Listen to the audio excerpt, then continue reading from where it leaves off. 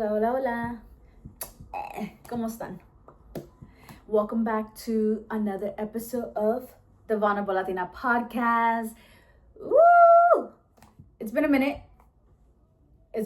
A lot has been going on with me, and I have to be good in order to be good for everybody else that is around me as well.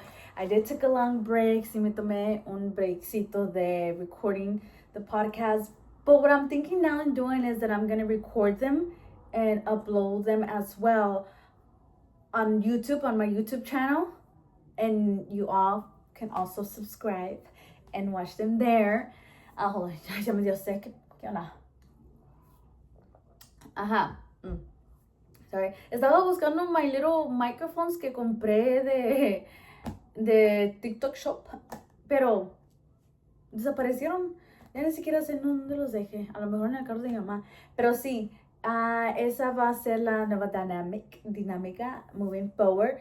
Y sí, again, I switched from Spanish to English because that's how I talk to my friends. That's how I grew up. Spanish household. I'm from Guerrero, Mexico. You know what I mean? Cada quien, para que me entiendan. Mi pelo también ya me creció. Bien, ya me creció. Los que han estado escuchando, perdóname, he estado otra vez con mi I know that gets annoying. I get annoying when I'm editing the videos. Pero sí, update. Mucho ha pasado that really hit me hard, and today's topic of taking it one step at a time. I think that could be today's episode, one step at a time. I've been going through a lot of stages of grief and also in other areas of my life of acceptance that has caused me to have a lot more anxiety and insecurities. And I am seeing a therapist. Arriba los psicólogos! Woo! Cheers! Agua. Tenemos que tomar agua porque los hermanos riñones will be grateful for us. If you guys haven't watched that video, vayan a buscarlo en TikTok. Los hermanos riñones. We gotta drink water. Pero sí, si escuchan a los niños atrás también, irá otra vez conmigo. ¿Cuántas veces voy a tener que estar contando y cada vez? No sé, tengo que hacer poner una piedrita o poner $1 en un jar because that word is everywhere. But yes, si escuchan ruido, son mis little nuggets, mis sobrinos, todavía están de vacaciones for Thanksgiving. And they're out there, mira, otra vez. And they're in the living room, watching TV as well. But yes, today's episode, it's a lot about, like taking it slow. Y momentos de reflexión donde ya estuvo bueno, párala tu carro, you really need to think about yourself, your health, and everything else. The last episode I did was in September for the podcast, and after that I just took a long break. I have been posting on social media, on Instagram and TikTok, like 15 seconds videos of music that I listen to that honestly I think music has helped me heal a lot. Specifically listening again to the music I grew up listening to, Amanda Miguel, Ana Gabriel, Juan Gabriel. If you have not seen that series, you gotta go watch it. El documental de Juan Gabriel. He was a phenomenal songwriter. I was shocked. I was telling my mom, I was like, I had no idea that he wrote. ¿Cuál es la canción? Look, se me fue el teneto. ¿Qué pedo? Se me fue the train of thought. Amor Eterno. That's what it is. De plano, I don't lose my head because it's attached to my body. Pero si se me va el avión, se me va la señal a veces. But yes, Juan Gabriel, I did not know that he wrote that song after his mom passed away. And then Rocío Dúrcal sang it and he gave it to her. I learned a lot. I think he was an incredible cultural influence for people at that time. And now, incredible songs. Now, I don't know, it's because I'm older that I'm now more... Ay, se me cayó mi suéter. It's okay. Que now that I'm now that I listen to songs that my parents used to listen when I was younger, now I'm very more able to listen to the lyrics and understand the message and be like, oh wow, like this song talks about that and now songs about that, and I'm like, interesting, what's going on? And I find that fascinating learning about songs, the lyrics. Phenomenal. I did that too. I watched that documentary. And then also, I think another one of the reasons was my physical health wasn't great. Right now, I think in a stage of acceptance. I'm working with my therapist as well, because I injured myself at the gym when I was doing a specific workout where I pinched a nerve on my right lower back, and it started everything a year ago. So it progressively got worse, and I didn't know what was going on. I went to my physical doctor. I was being referred to a lot of specialists. None of them was able to narrow it down of what it was. They did MRIs. They put me in that big ass tube where, an MRI is done, very detailed. The spine specialist that I went said that my spines were great, nothing, no surgery. But again, I was still feeling that discomfort. I went to physical therapy. I expressed them like, for some reason, my right leg doesn't feel like it's mine. It doesn't feel like I can control it anymore. I don't know what's going on there. Like, it's painful, but not painful. It's discomforting. It's really hard to explain and put it into words. Physical therapy did help me. I paid for 12 sessions. My health insurance through my employer paid the rest. I did my copay. I did 12 sessions. It did help me. It did improve me. But again, me hizo sentir de la chingada since the beginning, because I couldn't continue the same rhythm that I have been doing for so long. I really had to slow down and not do my regular workouts that I do. I couldn't run as much because I'm a runner. I, in a sense, try to cope with everything that's going on with my life or any stressor by physical exercise, and the gym was an outlet and running is an outlet. When it started to really affect my daily life, the discomfort in my right leg, that's when I was like, this is serious, because now it's affecting me. It's affecting me mentally. It's affecting me in every sense of the way, because I was depressed. I was depressed and I didn't want to get out of bed. And it's very hard to find that support system as well too in the medical field, because they don't know, and they throw the word sciatica here and there. And it hit me hard because a mis 20 tantos años, me fui a lastimar yo sola, this condition. I'm getting better, pero again, un montón de pastillas también que me estaban dando de tomar, like naproxen, gabapentin, que otros más estudios. So ahorita ya nada más estoy yendo acupuncture, and I'm gonna see an orthopedics, another specialist, también para ver qué más pueden hacer.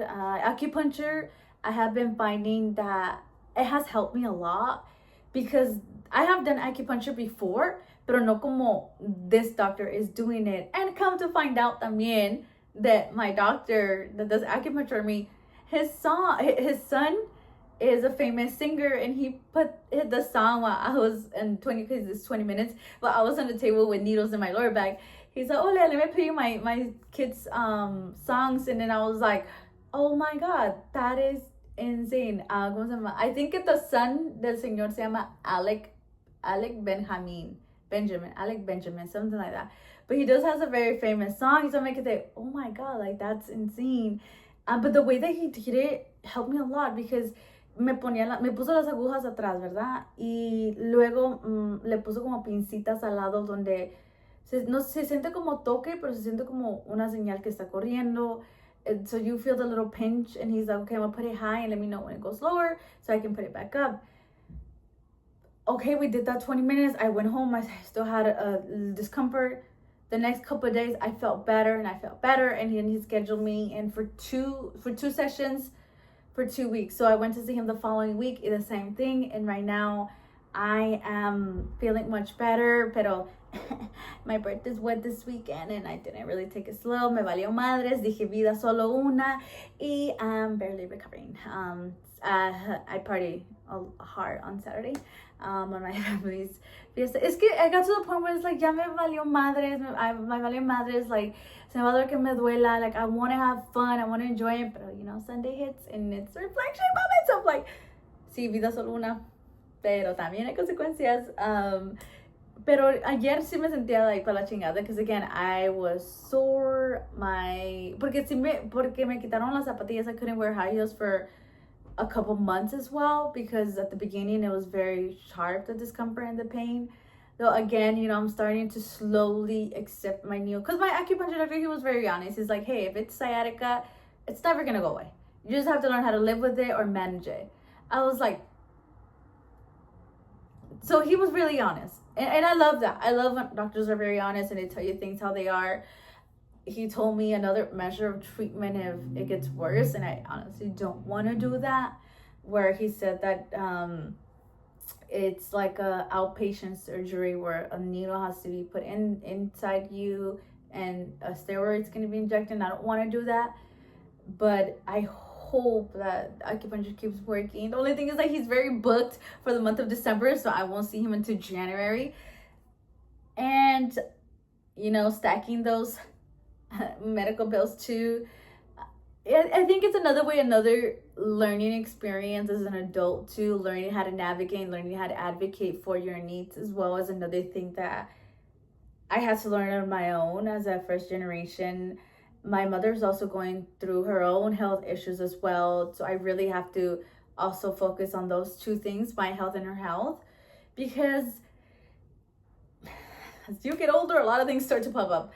And I'm slowly getting back into a new way of coping, and a new way of life in a sense, with acceptance. I was able to run last week with not much discomfort anymore, which I think is an advance. But yes, that party Saturday, I felt a lot of discomfort Sunday, but today, that is Monday, I'm feeling much better. My acupuncture doctor took me off gabapentin, and now I'm just drinking muscle relaxers, and those have helped me a lot, and they do make me sleepy. So he did mention to me maybe in the morning and then at night before bed, and then I have to eat with him as well. So I'm learning as well all these terminologies as well with medications and the effects and what they are associated with it in the long run as well. It's scary because I have never drank that much pills in my life, like not even when I was running track in high school or anything. And he did recommend me to try yoga and mindfulness breathing, because it does stress me out, the fact that I cannot get up and go run like before 10 miles nonstop, 13 miles nonstop, or I could go and wear heels and dance my night away at the nightclub like before, or the fact that when I'm going to bed, I'm like, maybe should I sleep this way or should I sleep on my side, but with a pillow between my legs to not put too much pressure on it. Now I'm focusing more on stretching. I do more upper body, and then slowly when it's, you know, my leg day or ab day, I make sure I have a waist trainer, my core is engaged. And that's something that I didn't really pay attention to. And now, and a lot of guilt. I was dealing with a lot of guilt too, because my body was hurt, and it was hurt because I didn't listen to my body when I lifted so much weight that I could take. Because that day in specific, like, it replaced in my head a lot, where I was very stressed and overwhelmed, and I just went to the gym because that's what I was used to. And I was like, hey, like, I was numbed, I wasn't feeling it, I wasn't feeling the weight, even though the weight was a lot more. I don't lift more. I think I lifted like 40, and that day that I got hurt, and I normally lift like 25 because I'm tiny too. And that day I was numbed. I was stressed. I didn't want to feel anything. My body was numbed, and I didn't felt it until the next day. It progressively got worse, and now we're here a year later, and it has been a struggle mentally, because I had to learn how to slow down. I had to learn how to ask for help, and I had to learn how to care for my body and learn what it needs. And even though right now it's still there, and my acupuncture doctor already told me that I have to learn how to live with it and accept it, I'm trying to make the best out of it and be optimistic that maybe a miracle might happen, and faith, it will go away. But I'm learning how to accept it and live with it and have fun, not let myself drown in the guilt of that day at the gym. I'm learning how to accept it and move past it. That's why I also went to therapy this whole year, because it's, at least for me, the way of exercising and the way to deal with trauma or anything is going to therapy or being physically active. And when physical activity was taken away from me, I only had mental health, and I didn't want to do anything. I didn't want to know anything about the world. And I'm very glad that I have a very great support system as well, my friends, my family, because I don't know. And then they gave me so many anti-inflammatory shots as well. First I was getting it here on my arm, but then I was like, no, put it straight there where the pain is. So they put it in the butt, and no dolió the little peak, pero dolió el líquido, the liquid. Like as soon as they injected you, like the liquid, that's what hurt the most. And the last time they put it on, I was standing up, and I felt like it didn't really hurt as when they would do it when I was laid down. So I'm like, I'm learning new things too. And now, yes, I am. I've been journaling a lot, and I did this with my therapist, and I now wanted to share. She told me to write down all of my emotions, and also the boundaries that I'm working on as well with myself and with those that also I need to also move on from as well. These are the things. One of them is like, not everything is under our control.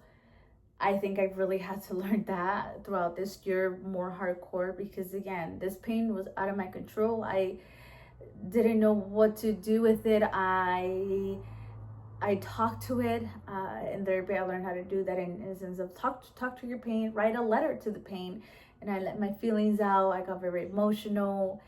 Even now, sometimes I get emotional when it's there and I focus on it.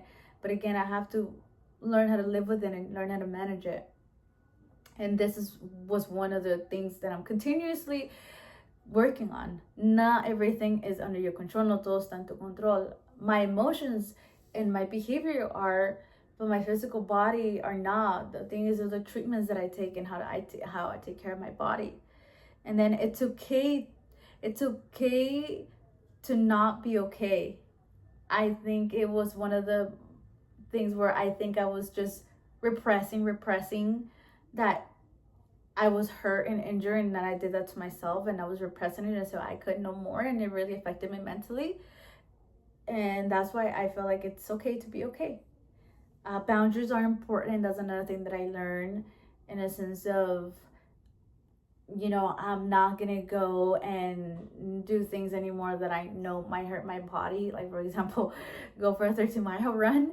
At least not now. I have to really listen to my body, and that's something, that I need to do. And also with my family members, that's something that I've been working on a lot, with boundaries with siblings, boundaries with work as well. Be professional, advocate for yourself, have everything in writing. Boundaries in other areas, as how to navigate relationships with friends and with family. I think it's again one of the most important things ever, because you want to be okay with them, and you want them to respect your boundaries as well. And then this one is the most important one. This is the quote that my therapist told me. It says, "You are not your negative thoughts." And I'm a person that overthinks a lot. And hearing this from her, it's like, boom, it blew my mind, because it's true. I give into overthinking, assuming right away. I think especially when I decided to just be on social media a little bit more, because I love it. It brings me joy. It brings me happiness listening to music. It brings me joy posting those videos of me dancing, even though people think that's ridiculous or embarrassing. Like, I love it. And through therapy and everything, I'm learning how to be confident again. I'm learning how to embrace myself and all that I am, and that I'm not going to change for anybody else, but for myself, and that I'm only going to quedar bien with myself, because I'm me, and life is only one, vida solo una, and I need to live my life. I cannot be living under people's expectations. I have to live it under mine, and that's something crucial that I had to be reminded of again, like, ¿quién es la más perra, Acuérdate quién es la más. You know, like, I have to remind myself. I have to do those affirmations. And this one was definitely a hitter. And that's, I always say that. I journal. Oh, and this is, I don't know. Okay, I'm gonna read this. This is for a little sneak peek of my pain. Of the day that I injured myself. I was feeling numb, disconnected from my body, no sense of anything, and went to the gym and carried more weight than before. And after that, that's when the discomfort came back the following days. And that was my downfall. But now I see it as I'm grateful every day. Now I wake up being grateful, and before I don't think I was practicing that a lot. Now I'm grateful for just having the ability to wake up, being the ability of walking, the ability of driving, because it would get very discomforting when driving. And now it's, I'm just living by grace, and I want to keep working on myself and listening to my body. But I am back at the Vulnerable Latina podcast. I hope that the next year brings us a lot of great things. Not just to me, but to everyone that is listening. Sorry, es el agua. Pero sí, les deseo lo mejor. And I'm gonna be back with the podcast. I don't know just yet if I want to do it one episode monthly or bi-weekly or weekly. I normally release it every Monday. So I'm thinking, I don't know. Because I have other topics as well that I want to talk about. It's just that the podcast and the episodes, it gives me, I don't know, like a very good sense of, like I'm talking to my friends or something. I'm very open, and it's very fascinating too. I think as I'm getting older, learning new things and seeing new things in different perspective, and disagreeing with friends as well, in a sense of like when we're all talking about a specific topic, and finding middle ground. And also too, I feel like the anxiety that this new administration is causing to our community. It's tough every day. I am scared because racial profiling is at its finest. I'm scared for my health. I'm scared for everybody, all the community members out there, that their rights are being violated, everything. I don't know how long this is going to continue. I wish it was short. I think recently I'm teaching my brother who has the ability to vote, like, hey, like, your vote is important, like, these are the things that you have to know, and go to the booth and stuff like that, because it's important. And I told him it's a very privileged spot to be in. And I think that's also another thing where I feel privileged too of being part of the DACA program. I feel privileged of my mom being able to find that program when I was in high school that I didn't know of, for me to have better opportunities, and just seeing that other students don't have that anymore, that the program is continuing to be attacked, that the program is still being trying to get eliminated, while the program, it's not free, people, it's not free. And we also get, discriminated to when applying to other places as well, because they don't want to take people who have to renew their work authorization permit every year and a half. There's a lot of boundaries and hurdles, but again, it's just the fact that that program is closed, and that is making it waits to court after court, the Supreme Court, and they're not the decisions lately. And it frustrates me, because a lot of students, a lot of first generation, a lot of people in our community are going to college. They want to be professionals, but again, the program is closed. They have to look for new avenues. And as since the beginning, we're already working 10 times harder than other people, because again, we are learning things in English and we also have to learn how to translate it in Spanish, and might even learn a third language, because we want to continue our education, we want to continue to grow, we want to continue to help our family, we want to continue to break the cycles, we want to continue to own our story, we want to continue to build new traditions, new break records. We're trying to do a lot of things, and people keep telling us, you don't belong, you don't belong, you belong, but it's like, we have done everything on our own. Like, the least you can do is just, give me that, be part of that program. And it's insane because it's not free. We pay for it. This contributes to that, and everybody does it too with their own job and profession. Like, every time we get paid, the taxes are being taken out of our paychecks.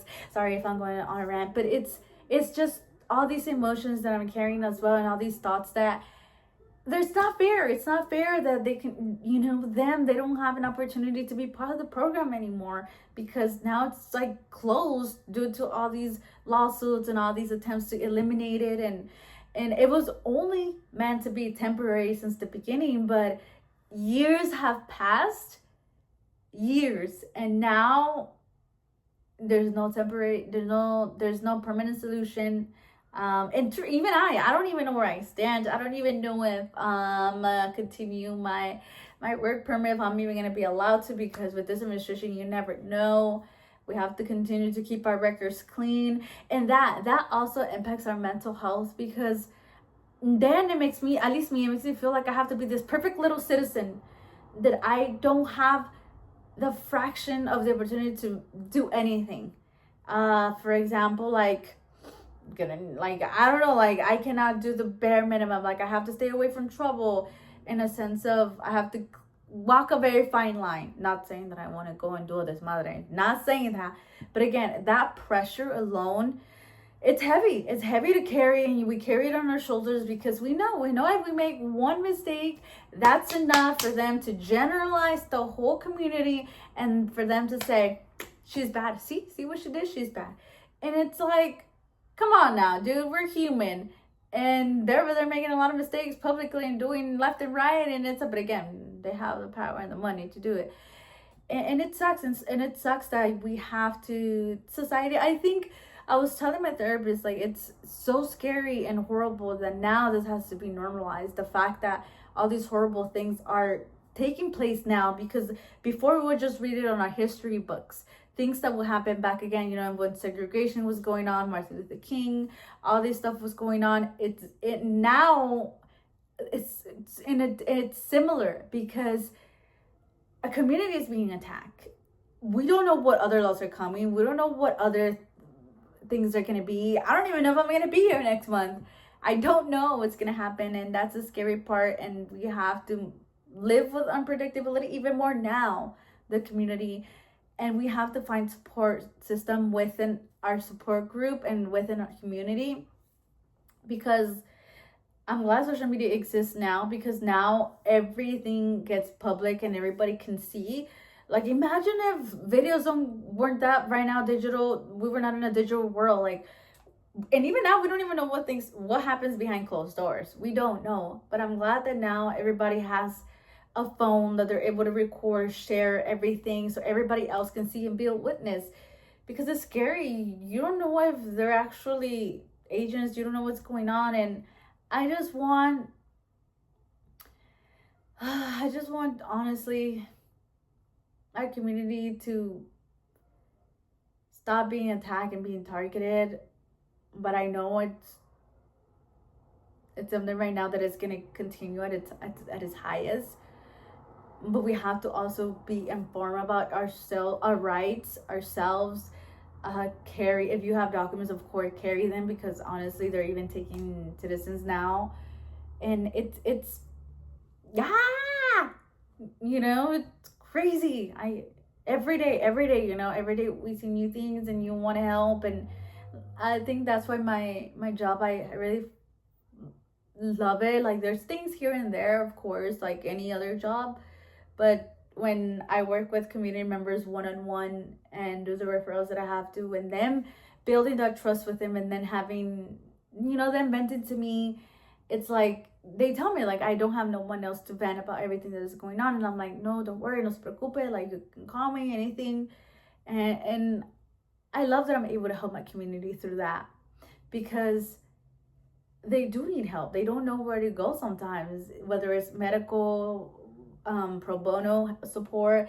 It's good to have that system, and I'm very glad that I'm able to provide that. And that's why I went to school. That was one of the reasons why I continued my education too, because especially, when I see older community members, it's kind of, you want to be their support and their guidance as well with everything they need, because they don't know how to text, they don't know how to access documents right now. Everything is so digital, and just being able to support through that, it's amazing. It's amazing. And I'm very grateful for everything, all the opportunities I've been giving. And ay, aquí ya los pusimos todas emocionales y así, todas filosóficas. Pero, no, sí.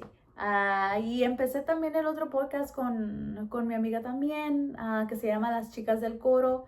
También, if you guys want to check those out. Sorry, I didn't mean to say, guys. If you all, we're being inclusive here, okay? We're being inclusive. If you all would like to check out the podcast of Las Chicas del Coro, that's also on my Instagram's bio as well, the page and the link, or you could just search it up on YouTube as well, Las Chicas del Coro. We haven't filmed right now just yet because of our work schedule, and also life. Somos adultas. Life is lifing. And nobody really teaches how to be an adult. And it's crazy. ¿Me entienden? Sometimes I'm like, being an adult. It's like cuando estaba en high school, it's like, ¿qué quieres ser cuando seas grande? I want to be an adult. Girl. Take it slow. Pero antes de que termine el podcast, les voy a enseñar algo que me hicieron muy especial for my puppy. My cousin, she's a very artistic person. I'll be back. I'm going to show you.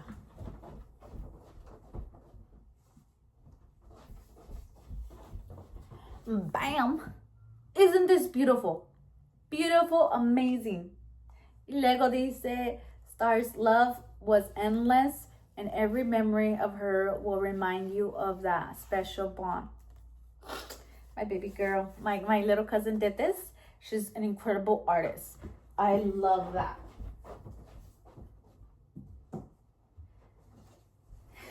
And then my baby niece did this, Dr. Simi. If you know Dr. Simi, follow him on TikTok. He's the fucking vibra.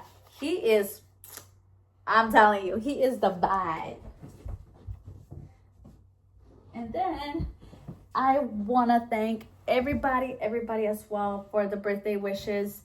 My birthday was incredible, being with the people that I love and just sharing the moment with them. We went to have brunch, and it was incredible. We did miss a couple of them because they had, adulthood.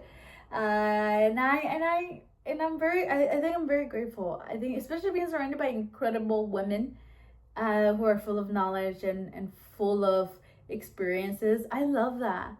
I think right now, I like to think that I'm in a good place. I think that's how I feel. And I'm going to continue to work on acceptance and how to navigate everything that life is throwing at me, because I have to remind myself again that I'm not my negative thoughts, and that what's out of my control is out of my control, and I have to see what's in my control and take care of myself and my community as well in any way that I can. And I'm very grateful for everyone, and thank you for listening. And I'm still thinking, I don't know if I do it every month or if I do it bi-weekly or weekly. I don't know. A ver qué se me ocurre, qué podemos hacer. Vamos a ver qué es también. Ajá. Pero tener like. No, sí, pero ay, ya me dio. Me dio otra vez. ¿Qué iba a decir? Ya se me... mis cobijitas mi cobija de pan la compré en arroz. Un bolillo. Porque es diciembre y ya empieza a sonar el tuki tuki tuki tuki. Tuki tuki tuki ta. No, pero sí. ¡Ah! Estoy emocionada. Ya otra vez vamos a grabar The Wonderful Latina Podcast. Hey, hey. Give me a, give me a T, give me a V, give me an L, give me a P. The Vulnerable Latina Podcast. No, pero sí. Today's topic again was reflexión, update. Welcome back. A ver, si también les traigo unos vlogcitos también de, I don't know, de ciertas cosas que hago también, o lugares que voy. También que ha ido, también que ha habido. También ustedes si quieren que yo haga algo específicamente o hable de algo específicamente también. Eso es navigating in life. Para que no estemos solitas. Para que no estemos solitas, ¿verdad? Y sí, yo digo que también, ¿qué es este? ¿Qué es algo? Professionally too. Trying to also find another opportunity right now. It's very tough. And I know because I've been doing it. I've been trying to look for something, in a sense, more, a little bit of a pay increase, because things are not getting any cheaper. And it's been tough. I'm hoping, everybody also gets their dreams come true, and that I also find a better opportunity. I'm working a lot on my resume, tailoring it, my cover letter. My friend has helped me send me a lot of postings.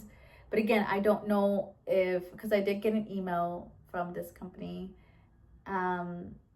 denying me, the opportunity, because again, they don't know what DACA is, they don't know what the permit is, and they thought I wanted a sponsorship visa when I clearly told them nope.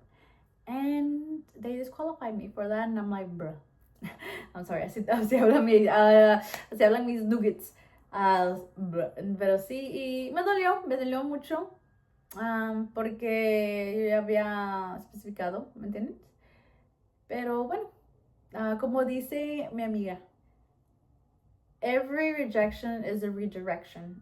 Maybe it wasn't the company for me, but I'm gonna continue to look for and go with the flow and live and being present and enjoy and say the things that I've always been afraid of saying. I think that's something that I'm continuously working on. And until next time, este video está bien largo, pero sí, hasta la próxima.